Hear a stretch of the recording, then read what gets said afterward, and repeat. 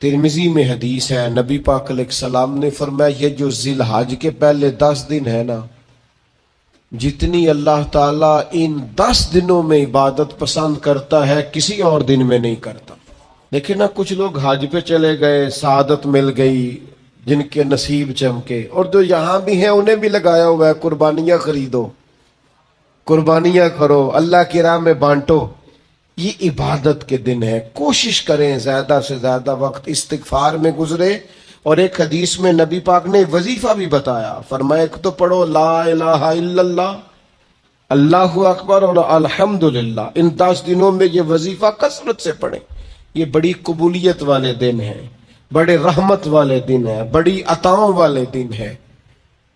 پوچھنا نہیں کسی بندے سے بھی کہ قربانی لی ہے کہ نہیں، کسی سے نہیں پوچھنا، کسی سے سوال نہیں کرنا کہ قربانی کا اس دفعہ کیا پروگرام، قطعاً نہیں۔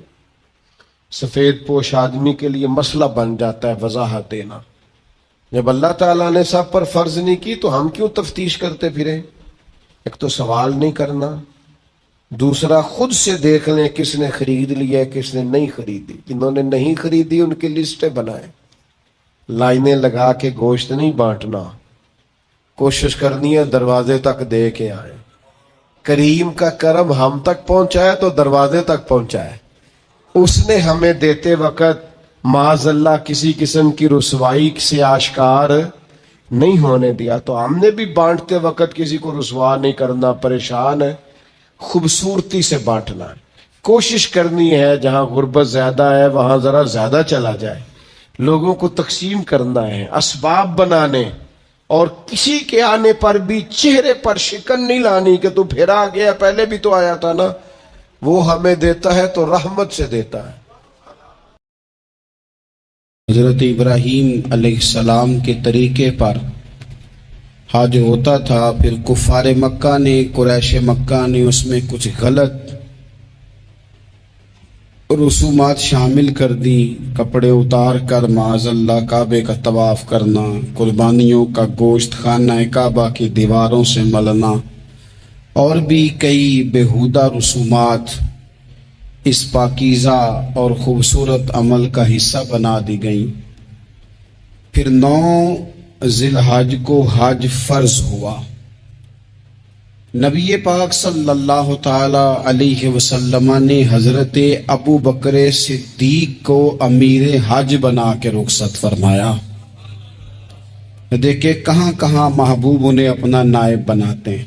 اب 9 کو تو حضور نے حضرت ابو بکر صدیق کو امیر حج بنایا، اور پھر اعلان فرمایا، جہاں جہاں مسلمان آبادیاں تھیں وہاں اعلان کر دیا گیا کہ آئندہ سال رسول پاک علیہ السلام خود حج کے لیے تشریف لے جائیں گے۔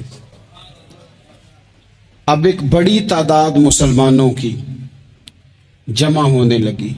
ذی قعدہ کے آخری ایام میں ہزاروں کی تعداد میں لوگ مدینہ شریف میں جمع ہو گئے۔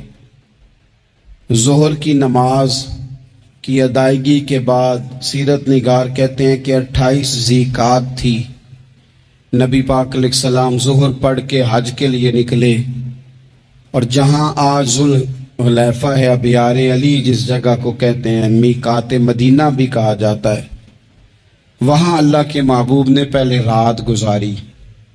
وہیں پہ نبی پاک صلی اللہ تعالی علیہ وسلم نے احرام باندھا، حضور تشریف لے گئے۔ یہ حج قران تھا۔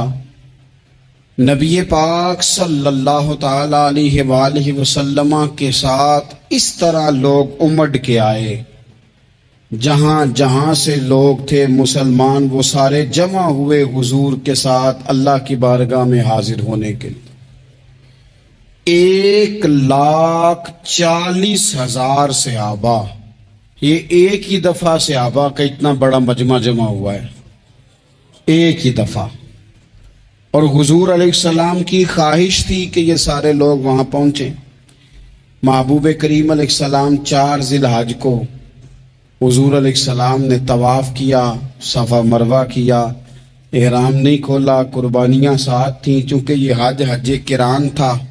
اللہ کے رسول صلی اللہ تعالی علیہ وآلہ وسلم نے پھر 8 ذی الحج کو ظہر کی نماز جا کے منا کے میدان میں ادا کی، 9 ذی الحج کو مسجد نمرہ کے پاس کوہ صبیر پر جب سورج کی کرنیں چمکی، قربان جائیں کیا نظارہ ہوگا۔ لبیک لبیک کی صدا آ رہی ہے، دے کون رہے ہیں؟ مدینے والے محبوب صلی اللہ علیہ وسلم۔ حضور اس لشکر حسن کو لے کر، اس نور بھرے قافلے کو لے کے، یہ کون ہیں جو حضور کے ساتھ سارے نکلے ہیں؟ یہ کون ہیں سارے؟ یہ وہ فیروز بخت سعادت مند لوگ ہیں کہ ان میں سے جس نے ایک دفعہ بھی ایمان کی حالت میں حضور کو دیکھا اور پھر خاتمہ بالخیر بالایمان کے ساتھ دنیا سے رخصت ہوئے، یہ وہ لوگ ہیں کہ ولی اگر 60 سال بھی سارا دن روزہ رکھے، ساری رات نفل پڑھے، ہر برائی سے بچے، لیکن پھر بھی کسی صحابی کے قدموں کی خاک تک کو نہیں پہنچ سکتا۔ اور صحابی زیارت سے بنتا ہے، ولی عبادت سے بنتے ہیں۔ نبی پاک صلی اللہ تعالی علیہ وسلم کے وہ سارے صحابہ کون ہیں؟ الصحابہ النجوم، یہ حضور کی چاروں جانب یہ چمک رہے ہیں، انہیں خود میرے نبی پاک نے ستارے فرمایا ہے۔ ایک سمت علی، ایک سمت عمر، صدیق ادھر، عثمان ادھر، ان جگمگ جگمگ تاروں میں بھلا مہتاب کا عالم کیا ہوگا؟ اور ہر کوئی فدا ہے بن دیکھے تو پھر دیدار کا عالم کیا ہوگا؟ تو نبی پاک صلی اللہ علیہ وسلم نے یہ وہ موقع تھا، 9 ذی الحج میدان عرفات، حضور صلی اللہ علیہ وسلم نے ظہر کی نماز ادا فرمائی اور پھر کچھ توقف کے بعد حضور کے لیے اونٹنی پر کجاوا سجایا گیا۔ حضور اپنی کسوا نامی اونٹنی پر سوار ہوئے، میرے محبوب نے خطبہ دینے کا ارادہ فرمایا۔ رب کریم نے ارشاد فرمایا، الیوم اکملت لکم دینکم، آج میں نے تمہارے لیے تمہارا دین مکمل کر دیا ہے، مکمل ہو گیا دین، اس کے بعد کوئی اور دین نہیں آئے گا۔ اس آیت نے بتا دیا کہ حضور آخری نبی ہے، دین مکمل ہو گیا، اب کسی اور پیغمبر کی، رسول کی، دین کی، کتاب کی ضرورت باقی۔ آج میں نے تمہارے لیے تمہارا دین مکمل کر دیا۔ اور کیا خوبصورت لفظ ہیں قرآن پاک میں، فرمایا وَأَتْمَمْتُ عَلَيْكُمْ نِعْمَتِي، اور آج میں نے تم پر اپنی نعمتیں تمام کر دی ہیں، نعمتیں مکمل کر دی۔ وَرَضِيتُ لَكُمُ الْإِسْلَامَ دِينًا، اور اللہ فرماتے ہیں میں نے تمہارے لیے دین اسلام کو پسند کیا ہے، یہ میری رضا ہے، یہ دین اسلام تمہارے لیے پسند کیا ہے۔ کوئی بندہ ساری زندگی مخلوق کی خدمت کرے، ساری زندگی رستوں سے کانٹے اٹھائے، ساری زندگی خیر کا کام کرے، کسی کو تکلیف نہ دے، لیکن اگر مسلمان نہیں نا، اگر کلمہ نہیں نہ پڑھتا تو اس کی ساری عمر کی خیر بھی کسی کام کی نہیں۔ اس لیے کہ رب فرماتا ہے جڑ دین اسلام ہے، جڑ ہوگی تو پھر شاخیں قبول کی جائیں گی نا۔ تو اگر جڑ ہی سرے سے نہیں ہے تو خیر کرنے کا معنی، کچھ لوگ کفار کی، مشرکین کی تعریف کرتے ہیں کہ جناب بلے بلے اتنے ویلفیئر کام ہو رہے ہیں، تو یاد رکھو سب سے ضروری جڑ ہے۔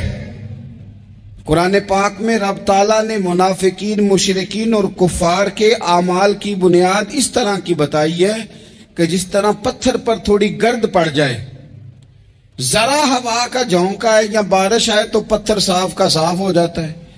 ان کے اعمال اس طرح کے ہیں۔ اس خیر کا کیا مطلب کہ جس خیر میں ایمان ہی شامل نہیں؟ جب تک بندہ مومن نہ ہو اس کا کوئی عمل بھی اللہ کی بارگاہ میں قابل قبول نہیں ہوتا۔ یہ آیت نازل ہو گئی، فرمایا دین مکمل ہو گیا۔ او میرے بھائیو، خدا را سوچو، کوئی شے مکمل نہیں دنیا میں، کوئی شے بھی۔ کروڑوں کا مکان بنا لو پھر بھی کوئی نہ کوئی نقص نکل ہی آتا ہے۔ کوئی دنیا میں شے مکمل ہے ہی نہیں۔ اگر کوئی شے مکمل ہے تو وہ مدینے والے رسول کا دین مکمل ہے۔ मुकम्मल, जब हम कहते हैं ना मुकम्मल दीन, तो लोग समझते हैं तो शायद सादी सी बात है। ये वो वाली बात है जो दुनिया में कहीं नहीं पाई जाती। जब ये आयत नाजिल हुई थी ना, तो बुखारी में मौजूद है, एक बहुत बड़ा यहूदियों का आलिम हजरत उमर फारूक रदी अल्लाह ताला अन्हु से कहने लगा, ये जो तुम पर आयत नाजिल हुई है ना कि दीन मुकम्मल हो गया, ये अगर हम पर नाजिल होती ना, तो जिस दिन ये आयत नाजिल हुई होती, हमने हर साल उसी दिन को ईद बना लेना था कि दीन मुकम्मल हो गया। अल यौम अकमलतु लकुम दीनकुम, दीन मुकम्मल हो गया। हम तो ईद बना लेते। तो हजरत उमर कहने लगे, हम पर भी बड़ा फजल है।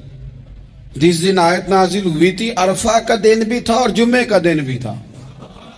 एक नहीं, दो ईदें थी मुसलमानों की, दो ईदें थी मुसलमानों की, दो। अजीज भाई, दीन मुकम्मल अल्लाह ने दिया।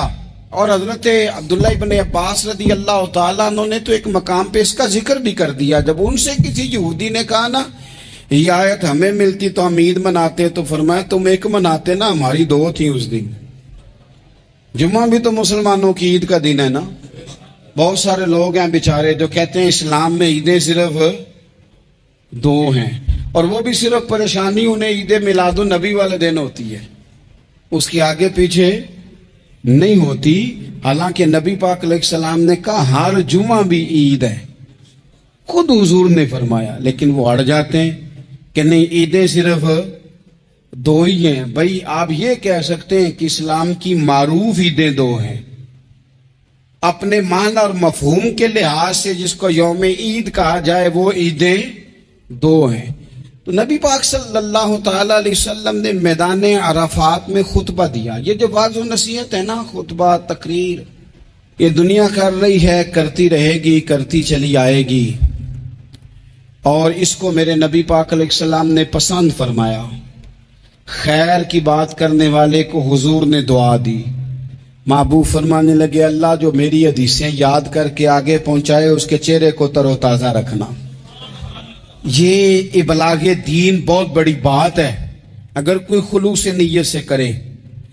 लेकिन कायनात अर्जी में वो जो हुजूर का खुतबा हज्जतुल विदा है, वो दस्तूर है, वो मंशूर है।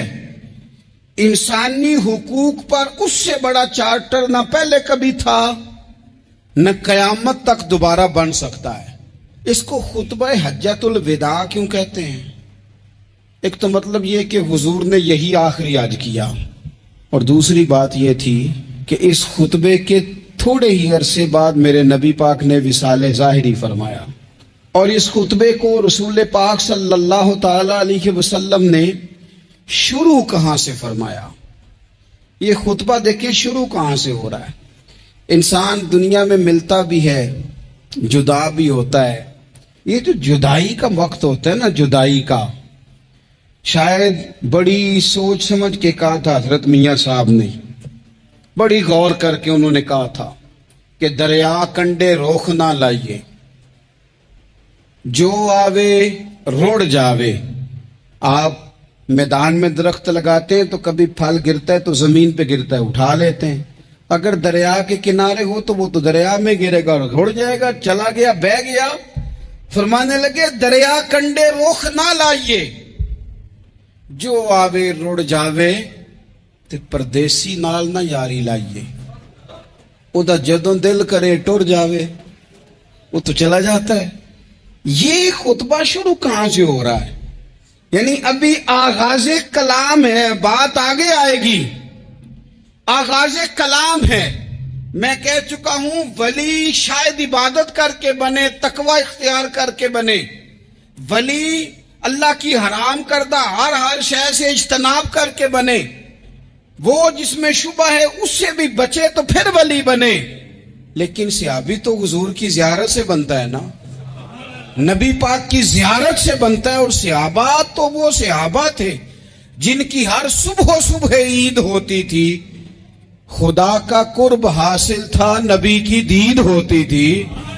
वो तो इस तरह का माहौल था कि नबी पाक ने फरमाया, हजरत अबू हुरैरा से यहीं बैठे रहते हो, थोड़ा जरा कभी कोई काम भी कर लिया करो, वक्फे से मिलने से मोहब्बत भी बढ़ती है। तो हजरत अबू हुरैरा उठे, اور ستون کے پیچھے سے ہو کے واپس آ گئے. فرمایا آ گئے ہو؟ عرض کی حضور دل ہی نہیں لگتا تو جائیں کہاں. وہ جو حضور سے آ کے کہتے تھے نا یا رسول اللہ صلی اللہ علیہ وسلم، حضرت ثوبان بن مالک، حضور نے فرمایا پریشان پریشان دکھائی دیتے ہو. کہا یا رسول اللہ ایک بات پریشان کرتی ہے. کہا وہ کیا؟ عرض کی حضور دل بے چین ہوتا ہے تو زیارت کو آ جاتا ہوں. آج ایک عجیب خیال آیا ہے، عجیب خیال آیا ہے. اور اس نے عجیب رنگ طبیعت میں بھر دیا ہے. فرمایا تمہیں کیا خیال آیا؟ عرض کی یا رسول اللہ صلی اللہ علیہ وسلم آج خیال آیا ہے کہ ثوبان ہے تو حضور کا غلام ہے، جنت تو حضور کے صدقے ملے گی، لیکن یہ ہے کہ حضور تو ہوں گے نا نبیوں کے ساتھ، تجھے ملے گی پر ملے گی تو غلاموں کے محلے میں نا. تو دل میں خیال آیا کہ وہاں زیارت بھی ہوگی کہ نہیں. او جنت میرے کس کاری جتھے یار نظر نہ آوے، زیارت بھی ہوگی کہ نہیں. حضور کی بارگاہ میں جب حضرت ثوبان نے عرض کی تو رب کریم نے فرمایا محبوب جو تیری اور تیرے رب کی اطاعت کرے نا، اولئک انعم اللہ علیہم من النبیین والصدیقین والشہداء والصالحین. فرمایا ان کو اللہ نبیوں کے، صدیقین کے، شہداء اور صالحین کے ساتھ ہی جنت میں اکٹھا فرمائے گا. وہ اکٹھے رہے. تو جن کو تو جنت میں بھی حضور کی زیارت کے بغیر چین نہیں تھا، ان کو حضور نے خطبہ حجۃ الوداع شروع کرتے وقت پہلا جملہ پتہ کیا کہا؟ حضور اونٹنی پہ ہے، احرام باندھا ہوا ہے، 1,40,000 کم و بیش غلام سامنے کھڑے، عرفات کا میدان. محبوب فرمانے لگے پہلا جملہ. جو درد والے تھے وہ تڑپ گئے، یہ سارے درد والے تھے لیکن کچھ زیادہ مزاج شناس تھے. محبوب نے پہلا جملہ کہا. حضور فرمانے لگے لوگوں جس طرح آج اکٹھے ہوئے ہیں شاید اس کے بعد دوبارہ ہم اکٹھے نہ ہوں. پہلا اعلان ہی کر دیا کہ یہ تمہارے ساتھ جو آج خطبہ ہے نا اس میں اشارہ دے دیا کہ دوبارہ نہیں جمع ہوگے، اگلا حج نہیں کرنا، بس ختم ہوئی بات. یہ آخری پہلی بات ہی حضور نے یہ بیان. اب وہ اتنے دل نرم ہو گئے حضور کی بات سن کے، آنکھوں میں آنسو اس طرح آ گئے، طبیعت کا ملان اتنا بڑھ گیا کہ ہر ایک کا دل کشکول بن گیا. ہر طرف سے آہیں اور سسکیاں ہیں کہ حضور کے وہ جملے یوں صحابہ لے رہے تھے جب آپ سے کوئی کہہ دے کہ بس بھائی یہ وقت بس آخری ملاقات کا ہے، تو پھر انہوں نے وہ تو حضور کی ہر بات ہی توجہ سے سنتے تھے، پر یہاں جو انداز بن گیا وہ انوکھا بن گیا. فرمایا شاید دوبارہ ملاقات نہ ہو. پھر میرے کریم محبوب صلی اللہ تعالی علیہ وسلم نے فرمایا جس طرح تمہارے لیے یہ شہر حرمت والا ہے، مکہ حرمت والا ہے نا، ایک نیکی کرو تو مکے میں 1,00,000 کا ثواب، حرم مکہ میں ایک گناہ کرو تو وہ بھی 1,00,000 لکھا جاتا ہے. حرمت والا ہے، بڑی عزت والا ہے. فرمایا جس طرح یہ گھر عزت والا ہے کعبہ، جس طرح یہ شہر عزت والا ہے، فرمایا جس طرح آج کا دن حرمت والا ہے. مسلمانوں میں تمہیں بتا کے جا رہا ہوں، تمہیں سمجھا رہا ہوں، اسی طرح میں نے تم سب پر ایک دوسرے کے مال اور عزت کو حرمت والا کر دیا ہے. اور صحابہ کو نا حضور نے پہلے یہ سبق پورا حضور نے پوچھا، یہ بھی ذرا کمال ہے، یہ بخاری مسلم کی حدیث ہے. حضور نے صحابہ سے پوچھا 9 ذی الحج ہے، جمعے کا دن ہے، ذی الحج کا مہینہ ہے، سب کو پتہ ہے، لیکن نا آپ جمعہ پڑھنے ہیں تو میں آپ سے کہوں کہ آج آپ کون سا دن ہے تو آپ کہیں کہ جناب جمعہ ہے، عجیب آدمی ہے جمعہ پڑھا رہے ہو.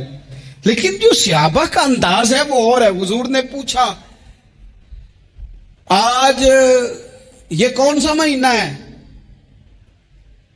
یہ ادب ہے، یہ مقام ہے، یہ وہ مقام ہے جہاں بہت سارے صرف عقل والے بندے جو ہوتے ہیں نا وہ بیچارے گرتے پھڑتے ہیں، کہتے ہیں جی بات آتی ہو تو بتانی چاہیے، یہ کیا بات ہوئی جی، بندہ بولے ہی نا، یہ کیا بات. لیکن کچھ لوگ ایسے ہیں جن کا دھارا ادب کچھ اور ہوتا ہے، انہیں ڈھیروں باتیں بھی آتی ہوں تو ہر جگہ بات کرنے کی نہیں ہوتی، سب جگہ کہانیاں سنانے کی نہیں ہوتی. حضور نے فرمایا کون سا مہینہ ہے؟ قربان جائیں. بھیا کو زبان ہو کے کہنے لگے واللہ و رسولہ عالم، اللہ جانے اللہ کا رسول جانے. سانو تے قید سجن دا گہنا ہے، او جنج رکھے اساں اونج رہنا ہے، ہمیں کیا پتا. پوچھا کسی نے، لکھا ہے صوفیاء نے، کسی نے پوچھا اوے تمہیں پتہ نہیں، کہنے لگے چپ کر، ہمیں کیا پتا کون سا مہینہ ہے. تو حضور نے فرمایا آج تاریخ کون سی ہے؟ بھائی صاحب کو پتا تھا نا 9 ذی الحج کو یہ حج ہوتا ہے. کون سی تاریخ ہے؟ کہا واللہ و رسولہ عالم، اللہ جانے اللہ کا رسول جانے. قربان جائیں. حضور نے پوچھا دن کون سا ہے؟ سب کو پتا ہے جمعہ ہے. کہنے لگے واللہ و رسولہ عالم، اللہ جانے اور اللہ کا. وہ صحابہ بتا کیوں نہیں رہے؟ تو اہل محبت کہتے ہیں صحابہ کا جواب یہ تھا ہمیں کوئی مہینوں سے غرض ہے، ہمیں کوئی دن سے غرض ہے، ہمیں کوئی تاریخ سے غرض ہے. حاجیو آؤ شہنشاہ کا روزہ دیکھو، کعبہ تو دیکھ چکے، کعبے کا بھی کعبہ دیکھو. ہمیں تو محبوب سے غرض ہے. مہینہ تھا ذی الحج کا، اگر حضور کہہ دیتے ذی الحج نہیں ذی قعدہ ہے تو ہم نے ذی قعدہ بنا لینا تھا.